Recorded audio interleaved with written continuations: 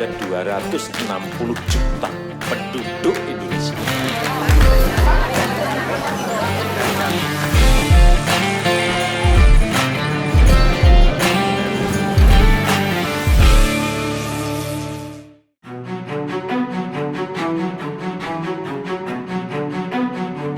Gunung Semeru yang dilaporkan meletus pada Sabtu 4 Desember lalu telah memakan korban puluhan jiwa dan berdampak pada 5.000 jiwa di Kecamatan Candipuro dan Kecamatan Pronojiwo.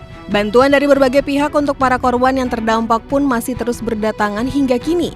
Namun di balik bencana alam tersebut, Gunung Semeru yang makin populer sejak penayangan film 5 cm ini juga menyimpan berbagai fakta menarik. Berikut beberapa di antaranya. Gunung Semeru atau biasa disebut juga Gunung Meru merupakan gunung tertinggi di Pulau Jawa dengan ketinggian puncak Mahameru mencapai 3.676 meter dari permukaan laut. Gunung ini terbentuk akibat subduksi lempeng Indo-Australia ke bawah lempeng Eurasia. Gunung Semeru juga merupakan gunung berapi tertinggi ketiga di Indonesia setelah Gunung Kerinci di Sumatera dan Gunung Rinjani di Nusa Tenggara Barat. Kawah di puncak Mahameru dikenal dengan nama Jonggring Saloko. Di puncak, pendaki disarankan untuk tidak menuju kawah Jonggring Saloko serta dilarang mendaki dari sisi sebelah selatan karena adanya gas beracun, awan panas, dan arah tersebut merupakan jalur aliran lahar. Gas beracun dan awan panas ini dikenal dengan sebutan wedus gembel yang dalam bahasa Jawa berarti kambing gimbal. Diberikan sebutan tersebut karena penampakan awan panas tersebut mirip dengan kambing gimbal. Pada puncak Gunung Semeru yang masih aktif, sebenarnya terjadi letusan wedus gembel setiap 15 hingga 30 menit. Untuk itu pendaki disarankan untuk muncak di siang hari karena kemungkinan besar pada siang hari arah angin akan membawa gas beracun ke puncak. Gunung ini juga menyimpan kisah sedih meninggalnya seorang aktivis dan penulis Indonesia Soho Gi. Diceritakan Gi pernah melakukan perjalanan bersama teman-temannya menuju puncak Mahameru pada 12 Desember 1969. Berbekal buku panduan terbitan Belanda tahun 1930, Gi beserta rombongan mengambil jalur yang tidak biasa.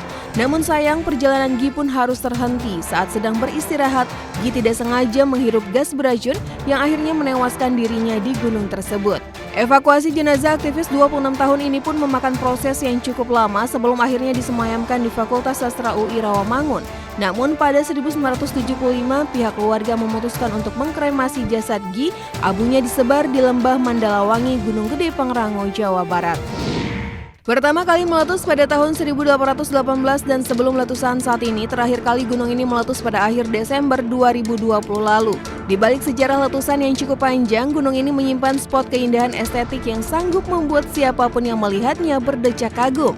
Ya, tempat itu bernama Ranu Kumbolo. Danau cantik ini berada di ketinggian 2.389 meter di atas permukaan laut dengan luas yang mencapai 15 hektar. Para pendaki biasanya akan singgah dan bermalam di danau yang sangat menawan ini sebelum melanjutkan pendakian untuk melihat pesona matahari terbit di puncak Mahameru. Masuk dalam kawasan Taman Nasional Bromo Tengger Semeru, gunung ini pun menjadi surganya bagi flora dan fauna, banyak didominasi oleh pohon cemara, akasia, pinus, dan jenis jamuju. Gunung ini juga dipenuhi flora yang cukup terkenal edelweiss yang tumbuh bebas di sepanjang lereng menuju puncak Semeru.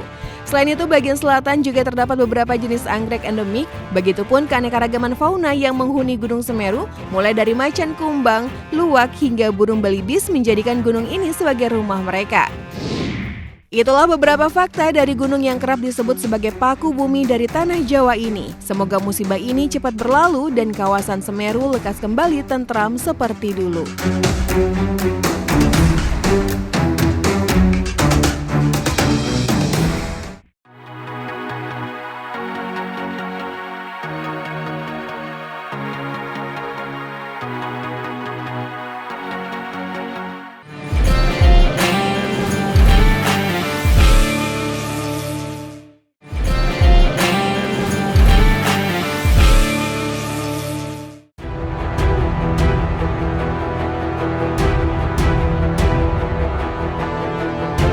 Halo pemirsa, kali ini Tofas akan membahas seputar fakta unik lempeng tektonik bumi yang ada di Selandia dan Amerika Serikat.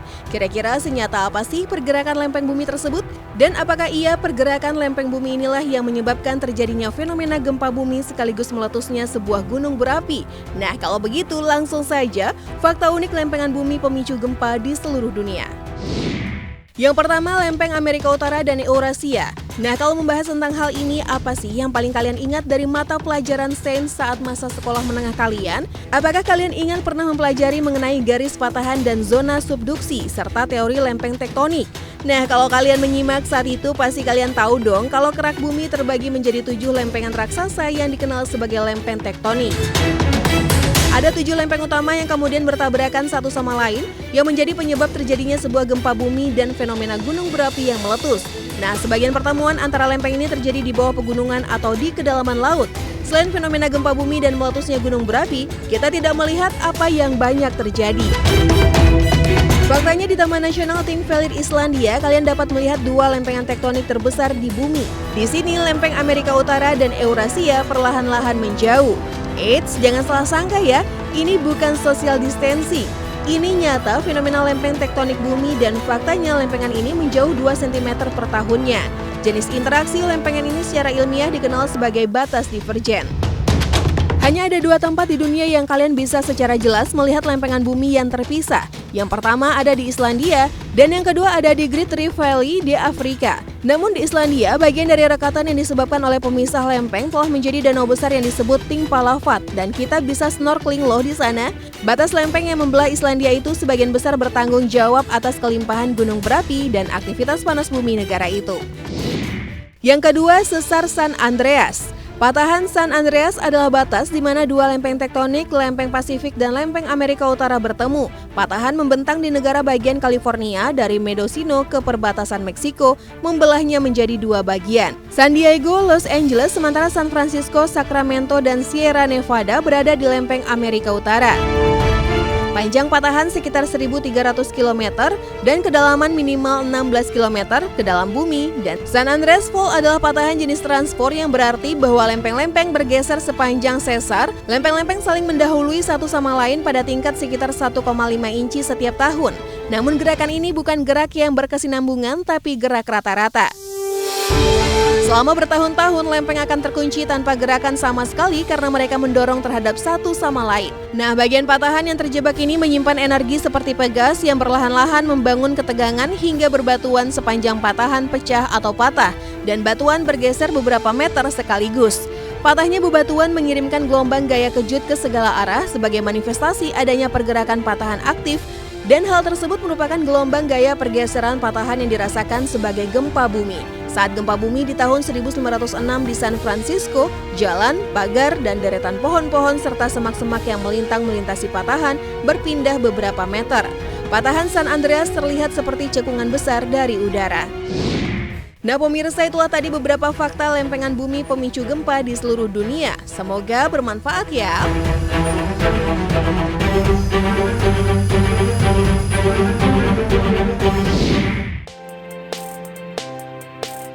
Pemirsa, Indonesia menempati urutan pertama negara yang memiliki gunung berapi terbanyak di dunia dengan total 127 gunung serta dengan jumlah korban jiwa terbanyak dari bencana letusan gunung berapi tersebut.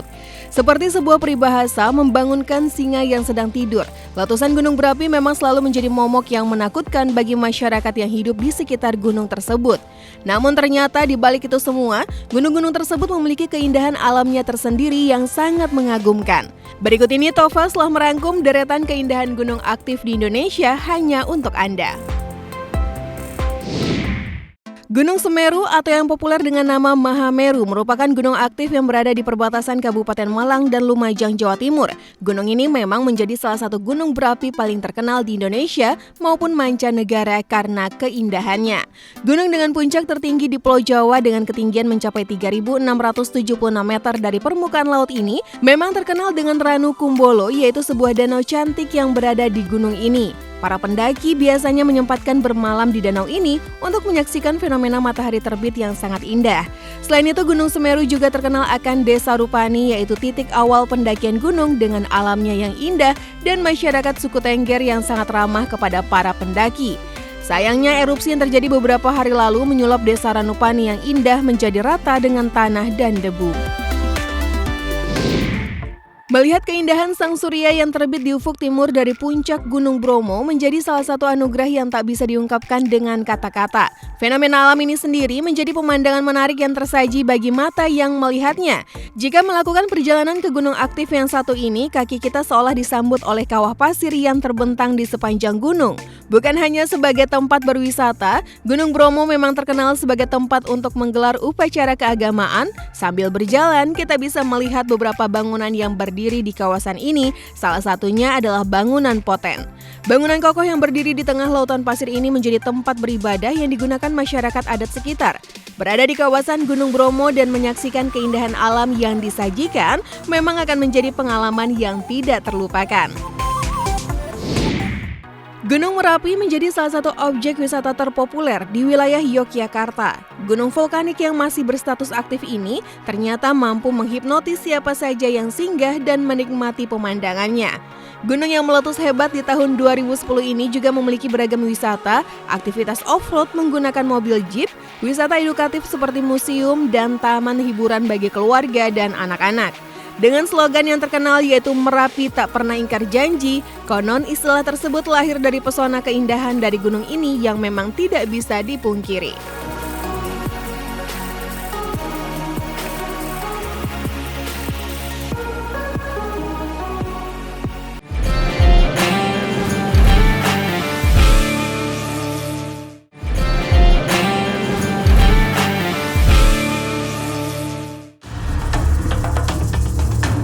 Selain jadi tempat tinggal manusia, bumi juga menjadi tempat tinggal bagi para hewan, mulai dari hidup di darat dan juga di lautan. Nah, tapi beda halnya dengan manusia yang hanya bertahan hidup di daratan. Hewan-hewan aneh ini justru bisa bertahan di tempat yang sangat ekstrim, yaitu dalam lava gunung berapi. Gak terbayangkan bagaimana bentuk hewan yang hidup di dalam lava? Berikut 5 hewan yang dapat hidup dalam lava versi Tofels. Yang pertama, hiu martil dan hiu sutra. Sebuah fakta diungkap oleh tim National Geographic di mana ada 2 jenis ikan hiu yang dapat hidup di sekitar gunung berapi bawah laut paling aktif di bumi, yaitu hiu martil dan hiu sutra. Para ilmuwan saat ekspedisi National Geographic meneliti lingkungan hidup di sekitar gunung berapi bawah laut Kavachi yang berada di bagian terpencil Kepulauan Solomon. Mereka meluncurkan sebuah robot kamera yang mereka rancang sendiri hingga kedalaman 45 meter. Dan secara mengejutkan, seekor hiu martil dan hiu sutra berhasil tertangkap kamera. Kawah ini diyakini bertemperatur sekitar 80 derajat Celcius dan keadaan airnya pun sangat nggak memungkinkan untuk ditinggali oleh ikan. Yang kedua, lobster. Nah, di kawah panas tersebut juga hidup sebuah spesies lobster yang masih tidak diketahui jenisnya sampai saat ini. Warnanya pun juga terbilang unik. Lobster ini hidup di kedalaman kawah terbuka sedalam 700 meter hingga suhu dalam air tersebut mencapai 100 derajat Celcius. Tapi para peneliti menyimpulkan kalau lobster ini sebenarnya terjebak dan sulit bergerak karena tidak ditemukan hidup dalam komplotannya, namun tetap saja membuktikan bahwa lobster mampu bertahan hidup di suhu yang panas. Yang ketiga, cacing. Salah satu spesies cacing, Polychaeta, juga menjadi salah satu hewan yang berhasil ditemukan dari dalam kawah gunung berapi bawah laut di bagian utara Selandia Baru. Cacing ini hidup di kedalaman 1.200 meter di dasar laut yang gelap dan juga berlumpur. Ukuran tubuhnya hanya 10 cm dan memakan plankton. Cacing ini juga dikenal sebagai predator yang agresif. Cacing Polychaeta juga mampu hidup dengan tekanan tinggi serta suhu yang panas, yaitu sekitar 100 derajat Celcius. Tak heran jika ilmuwan menemukan cacing ini juga dapat hidup di gunung berapi bawah laut. Yang keempat, black dragonfish. Spesies ini termasuk salah satu yang mampu bertahan hidup pada suhu panas yang ekstrim. Para peneliti mengklaim bahwa spesies ini sanggup bertahan hidup dalam temperatur yang panasnya mencapai 140 derajat Celcius loh. Tidak heran jika mereka mudah sekali ditemukan di gunung berapi bawah laut aktif yang berkedalaman 2000 meter. Dari penampilannya yang mengerikan, sudah terlihat jika spesies satu ini tergolong predator agresif yang dapat menggigit mangsa dengan cepat. Ia pun dapat menyala dalam kegelapan seperti kunang-kunang. Yang terakhir, manta rays. Siapa yang mengira bahwa hewan cantik ini mampu bertahan hidup di suhu bawah laut gunung berapi aktif yang ekstrim? Manta rays umumnya juga biasa ditemukan di daerah tropikal dan subtropikal. Mereka jarang sekali ditemukan di daerah dingin seperti perairan utara atau selatan. Manta rays juga biasa hidup di laut hangat yang bersuhu di atas 20 derajat Celcius, tepatnya sekitar 60 hingga 80 derajat Celcius. Sehingga nggak aneh jika spesiesnya berhasil ditemukan dekat gunung laut. Atau mungkin di daerah lava yang berjatuhan dari darat ke laut, manta rays juga dikenal sebagai hewan laut yang sering bermigrasi dan dikenal nggak bertahan pada satu lokasi saja loh.